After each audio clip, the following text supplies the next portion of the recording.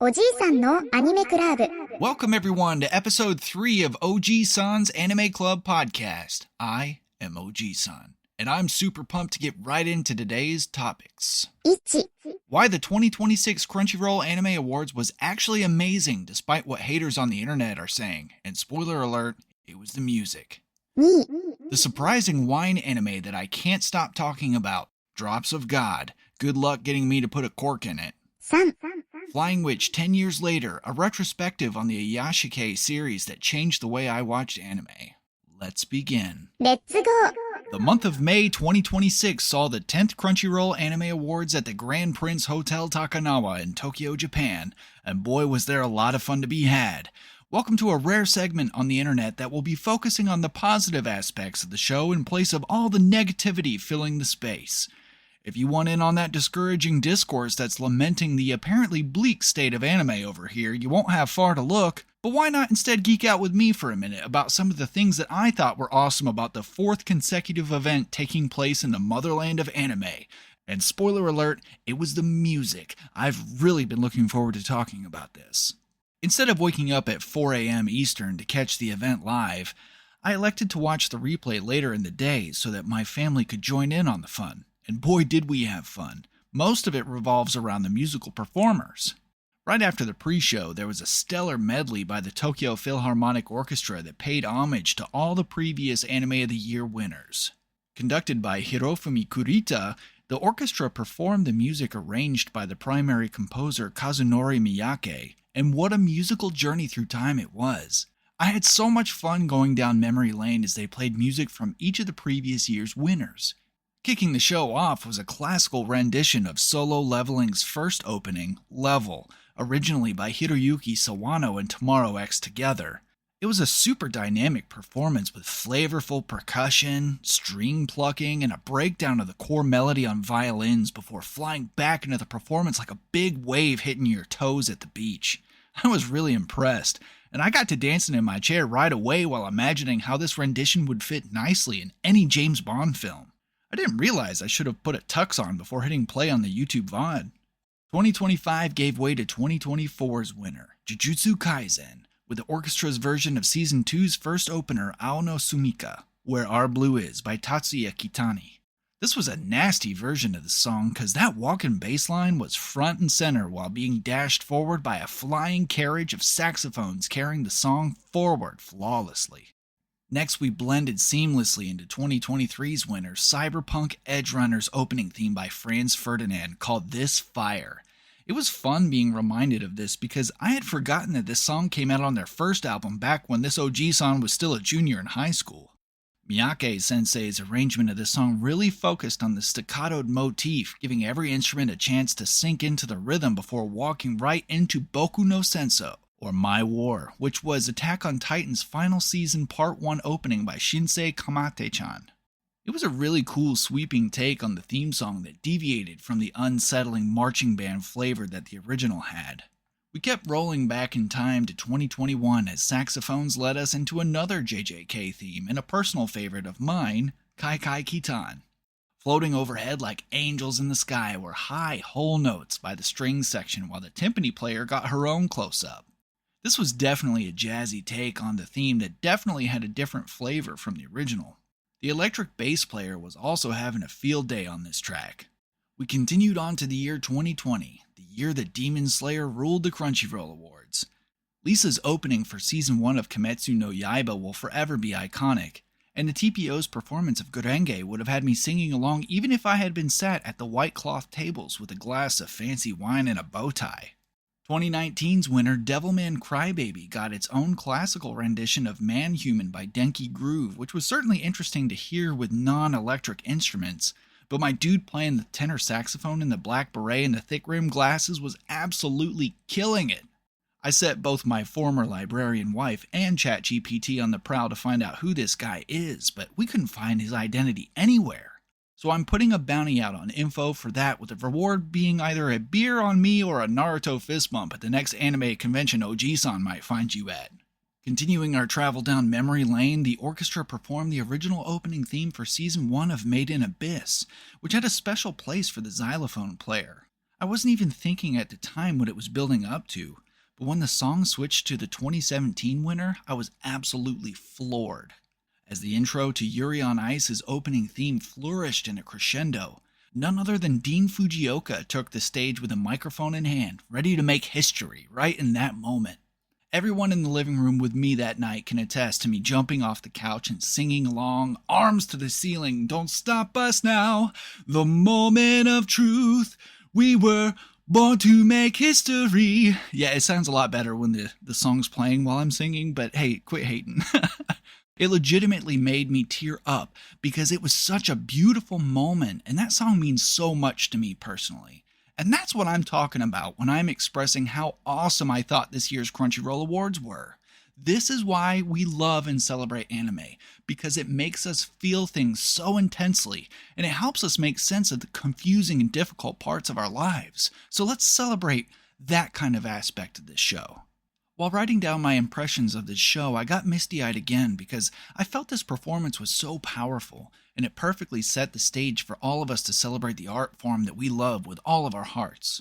So that's why I definitely wanted to discuss this award show as a beacon of light in a dark sea full of people decrying the event.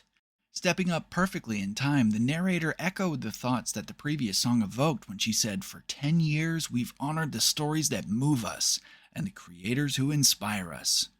As someone who thinks that music in anime is just as important as the voice acting and the animation itself, I personally wanted to celebrate that aspect of the Crunchyroll Awards as it was personally the main draw of the event for me this year. So let's talk about the rest of the performers, and I'm going to save the best for last, even though it's out of chronological order because I have an OG-san story to tell about it. For now, let's move on to the musical artist that was present to commemorate the 10th anniversary of My Hero Academia and the series' conclusion, a band that I'd personally like to present the award for worst possible band name in all of history, Porno Graffiti. When Akihito Okano sang the first lines from The Day, I was blown away by how it sounded as clear as a recording. This was an amazing performance that perfectly captured the energy of the song.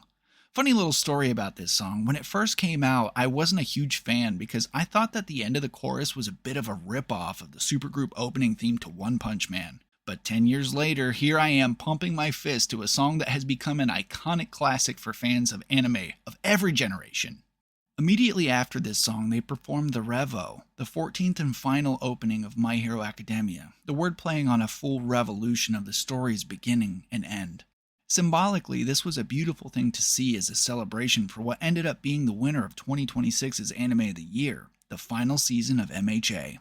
I don't think I can say enough about the professional quality of this performance. If you haven't seen it yet, please do yourself a favor by finding the director's cut on Crunchyroll's YouTube channel. Next, I'd like to talk about the performance of Haruka Kanata by Asian Kung Fu Generation, the second opening theme for Naruto. Please excuse this OG-san for pointing this out, but this song originally came out 23 years ago, and now you feel as old as I am.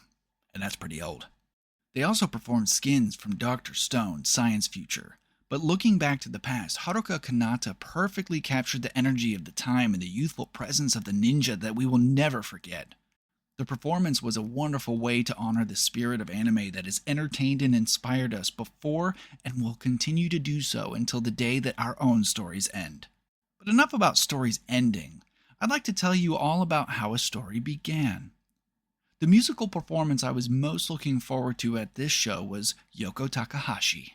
To commemorate the 30-year anniversary of Neon Genesis Evangelion, she performed what has become officially recognized as the most sung karaoke song of the last 30 years, A Cruel Angel's Thesis. Complete with awesome purple and green themed Evangelion Unit 1 outfits, she expertly performed this song with synchronized background dancers. Now let me switch gears and tell you another story about a small little anime convention 12 years ago, where I was helping a friend host a panel called Beweebit, an otaku variety show. As an audience interactive panel, one of the games or contests, if you will, was an anime theme song lip sync contest. As I sat at the table judging the contestants, I saw a young woman cosplaying as a skitty fearlessly come up. She took the mic and lip synced the very song performed at this year's Crunchyroll Anime Awards. And I remember thinking to myself at that moment that she was exactly the sort of woman that I would want to marry someday. As I was sitting on the couch watching this performance, I only had to look to my right and saw the very same woman singing along with Yoko Takahashi because, as it turns out, I really did end up marrying that woman. It was such a beautiful way for this old OG-san to look back on a fond memory while celebrating the anime that's touched us this past year with a look backwards and even on into the future. I really hope that you've enjoyed this recap specifically of the music of the 2026 Crunchyroll Anime Awards, and that in the thick cloud of negativity surrounding it on the interwebs, that you were able to find something memorable in its telling. I know it brought a tear to my eyes more than once. And with this segment ending, I'd like to ask you, what was your favorite part of the Crunchyroll Anime Awards this year? What was your anime of the past year if you could have been the person to decide the winner? Do you have any other stories about how anime music has changed your life? I'd love to hear your thoughts and may even respond to them in a future video. おじいさんのアニメクラブ Drops of God, a direct translation of Kami no Shizuku, is the shonen battle anime disguised as a wine drama that I did not expect to fall in love with this year. Being part of the spring 2026 vintage, this series has captivated my imagination and forced me to record this segment of OG-san's Anime Club to encourage you to check it out for yourself. As par for the course, I'll be touching on the history of how we got this adaptation, as well as share some of the monologues that made me pause the show and stare at the ceiling in contemplation. And I'll also give my honest opinion of this wine anime with no weighty spoilers aside from a general plot setup, so you can go ahead and listen without any fears. First, what is this anime about? After the death of a legendary wine critic, Yutaka Kanzaki, his estranged son Shizuku is drawn into a high-stakes challenge where identifying extraordinary wines requires more than technical knowledge. Rather, it demands imagination, emotion, and an understanding of the stories that these drops of wine tell.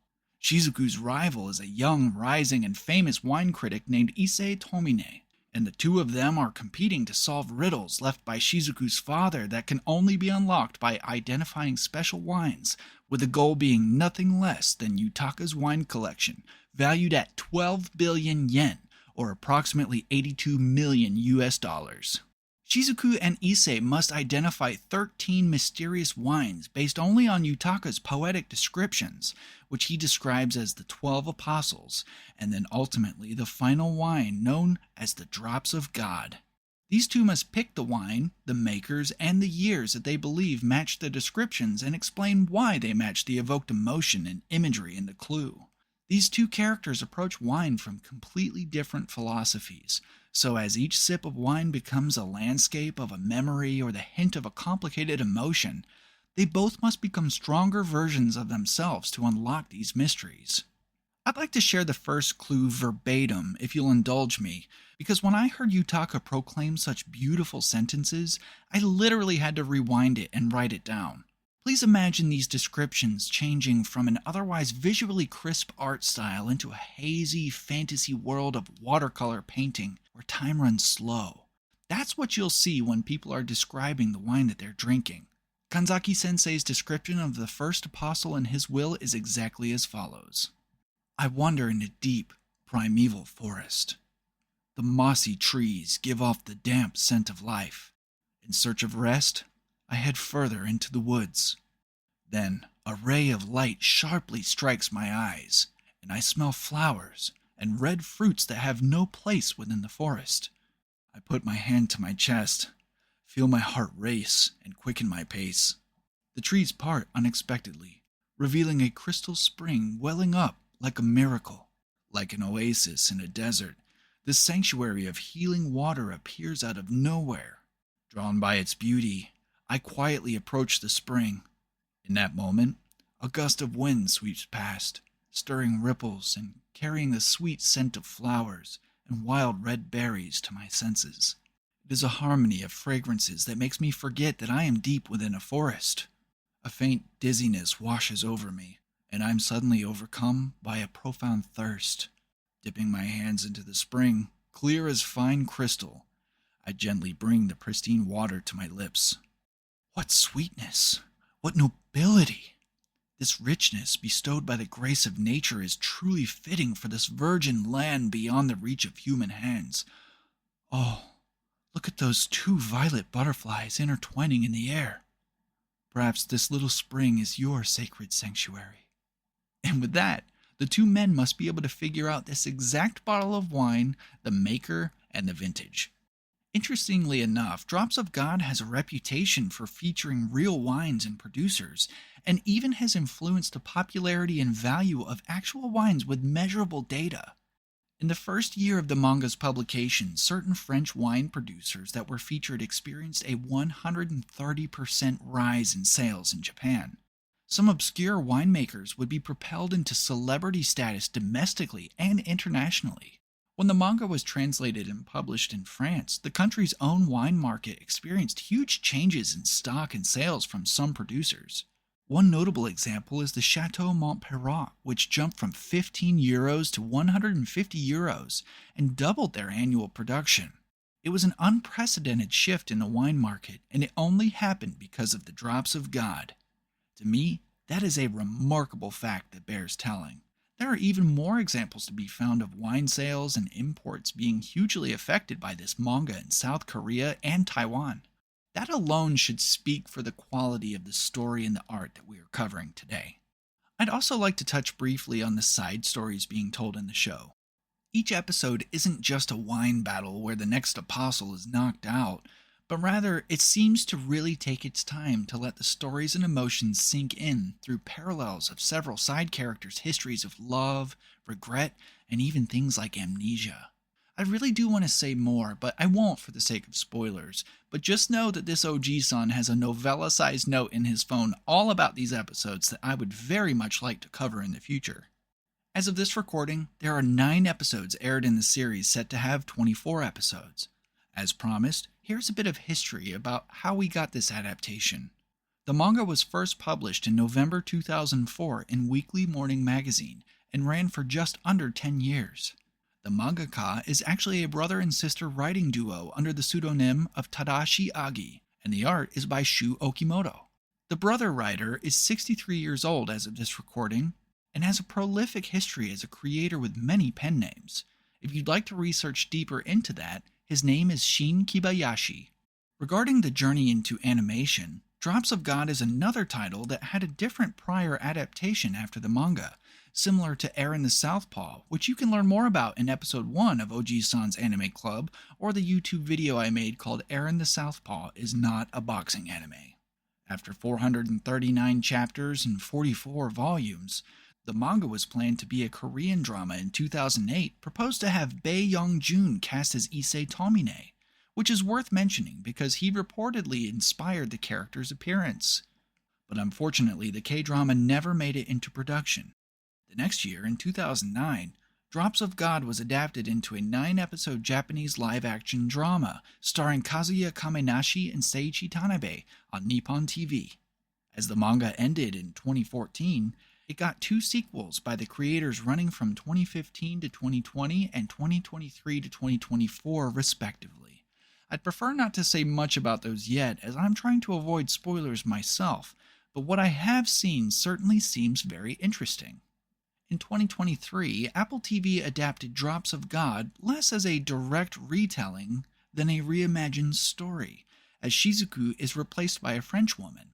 As an international reboot, it's noted to have been a multilingual American, French, and Japanese co-production that won significant critical acclaim and even earned an international Emmy for Best Drama Series.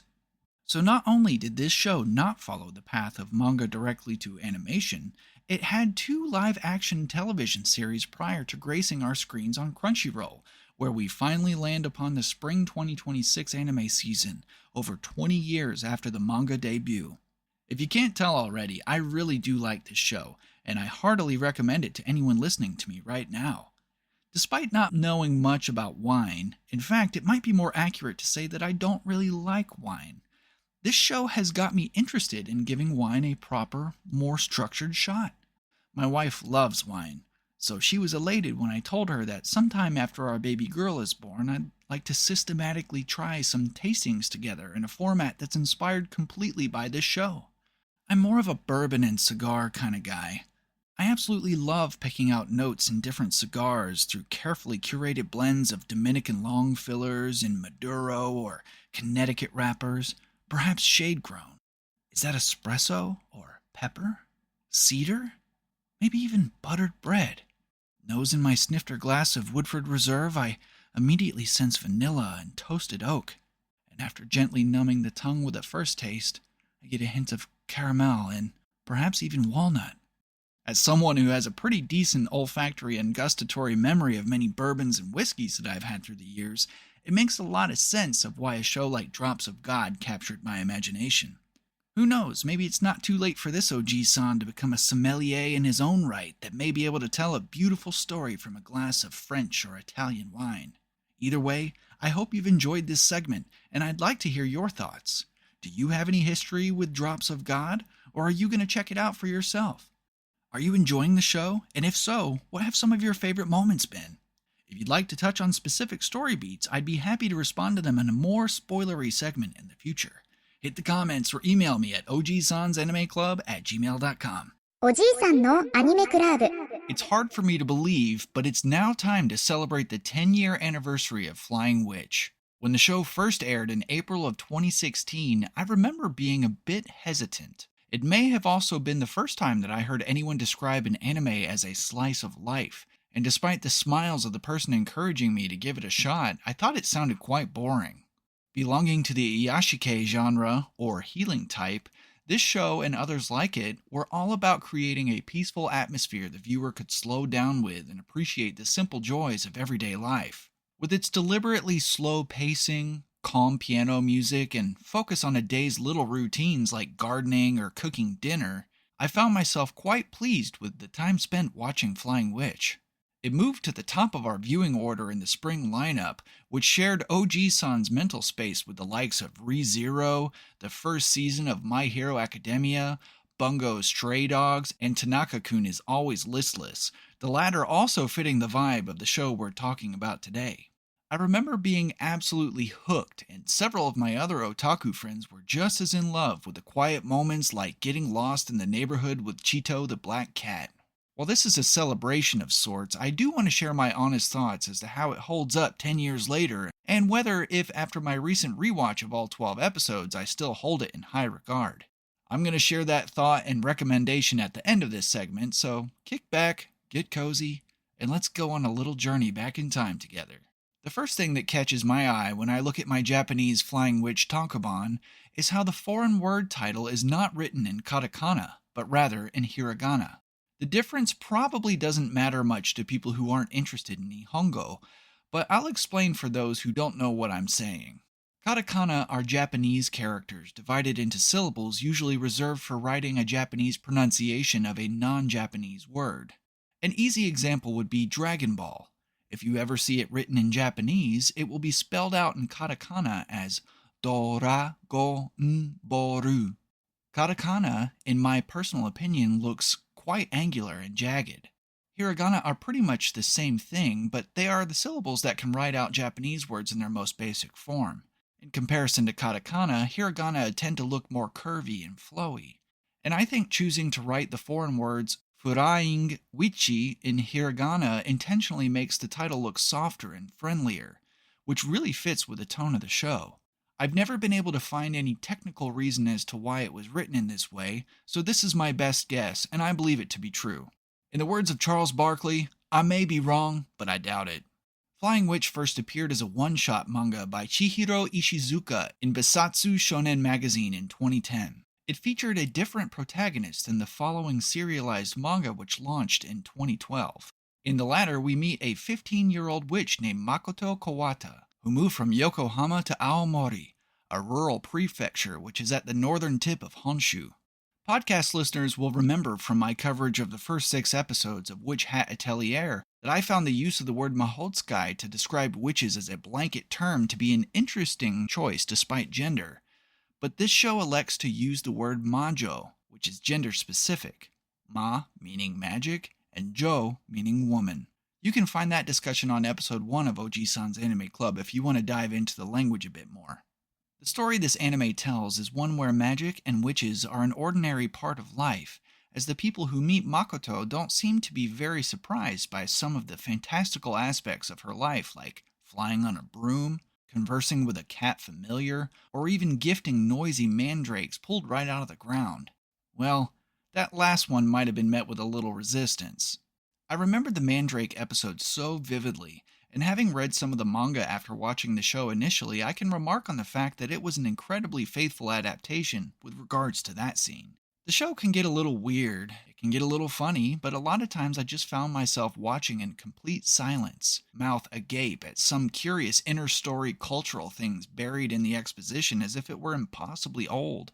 And that, against a modern day backdrop, really made for an interesting witch's brew that was surprisingly palatable.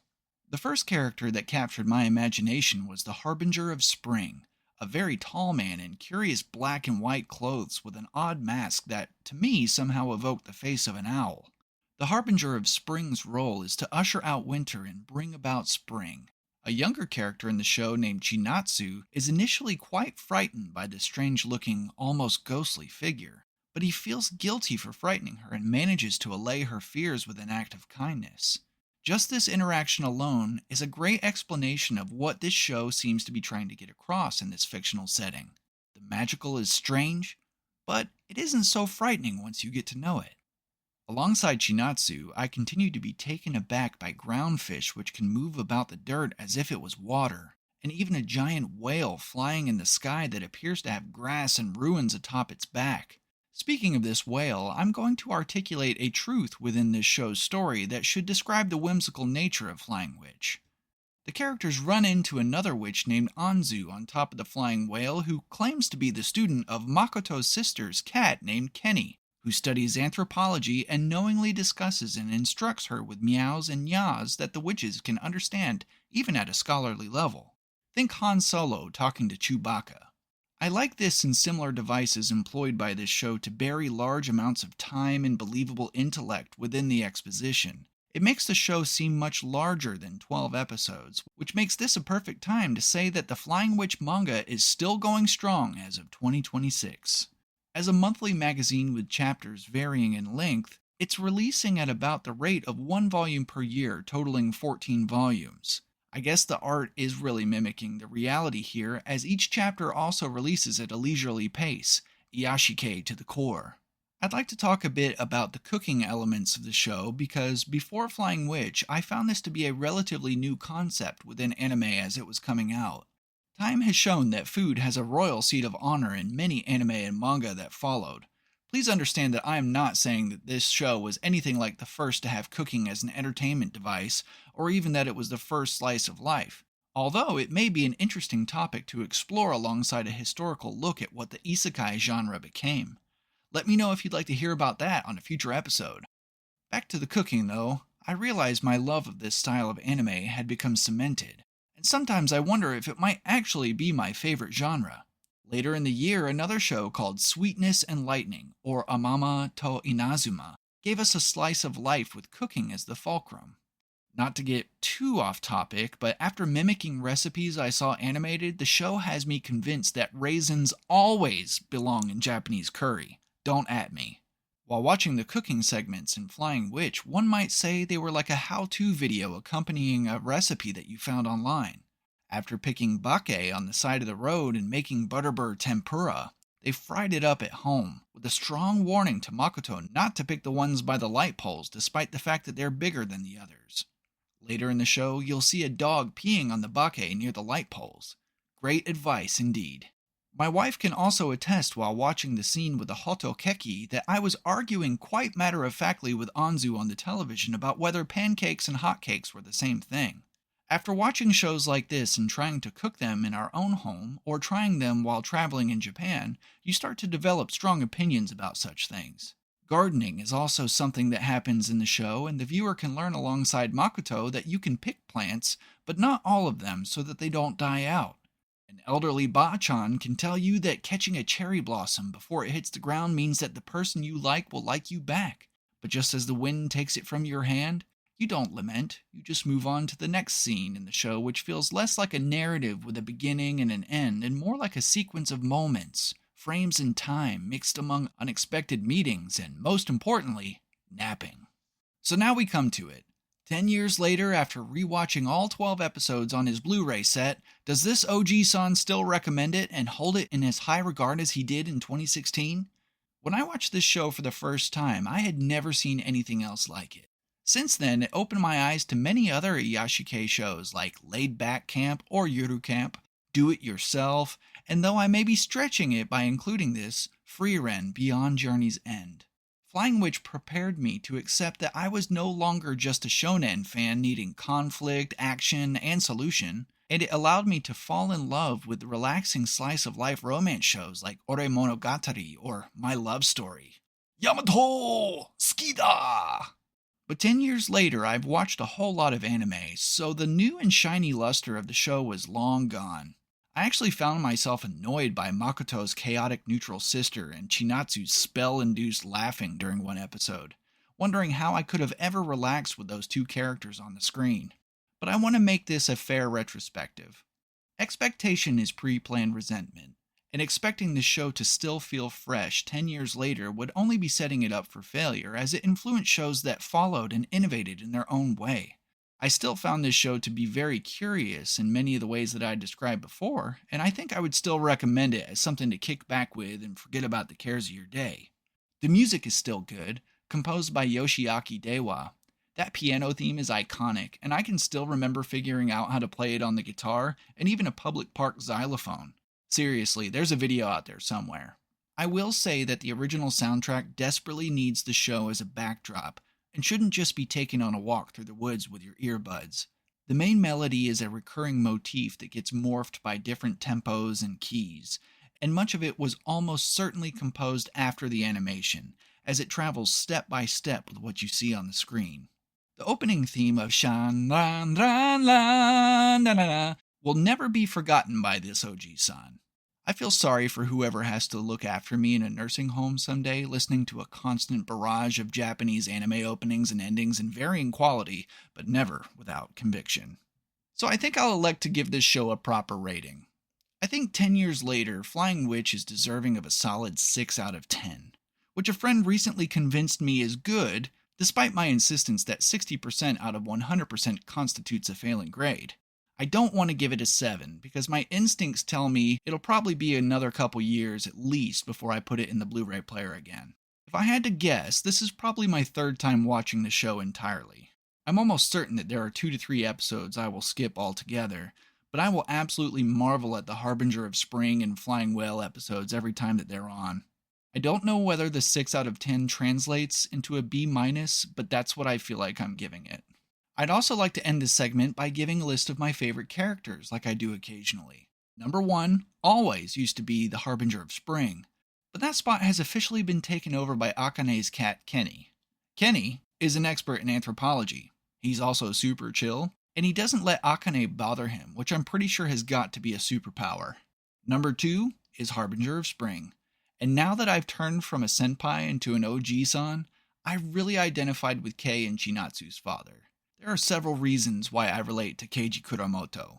Though I work hard to enunciate very clearly on this podcast, I do live in East Tennessee and I lived in Kentucky many years before that, and when I'm most comfortable, and maybe a few beers in, there's an undeniable twang that I was made very aware of after returning from a vacation in Michigan last week. Keiji has a Tsugaru dialect that makes him nearly incomprehensible even by his children, and I freaking love it. Also, he drives a K-truck, and as the proud owner of a 1990 Subaru Sambar that I imported a few years ago, I must say the man has style. I like him most of all because he's laid back and a dependable father, and I aspire to be like that myself. So there you have it. What about you? Do you love Flying Witch even 10 years later? If you haven't seen it, would you be interested in checking it out after this retrospective? Who are your favorite characters? I'd love to hear your thoughts, so please respond in the comments or send me an email and I may respond to them in a future video. おじいさんのアニメクラブ。 Alright, Nakama, that's episode 3 in the books. I hope you enjoyed hanging out with me, and I'd really like to encourage some interaction to truly create an anime club vibe. So with that, I'm going to let you know what I'm planning on watching in the near future, and will most likely be discussing. Obviously, we are continuing Spring 2026's lineup, so you can always chat about anything coming out now or that we've covered in the past. But aside from that, I'm going to be rewatching the first 2 Tenchi Muyo OVAs, and possibly some of the movies. Tenchi Muyo has a special place in my heart as an OG Toonami kid, and I'm watching them in Japanese for the first time. If you'd like to share your thoughts on anything Tenchi related, that being Universe, In Tokyo, GXP, War on Geminar, what have you, I'd be happy to hear your thoughts. I'll even take votes on Best Girl, but all votes for anyone besides Ryoko will be thrown out with all the other fake news. Jokes aside, I really do hope to get some interaction on this. You can comment below, or you can send letters and voicemail to ogsansanimeclub@gmail.com. Just realized I said letters. And with that, I thank you once again for spending time with this OG who loves to ramble on about the good old days and share his opinions about anime. I hope you've enjoyed yourself, and I count on you to let me know if you have. Please comment and subscribe on whatever platform you're listening on, because it's the only way to find out what happens on the next exciting episode of OG-san's Anime Club. 楽しいだ。またね。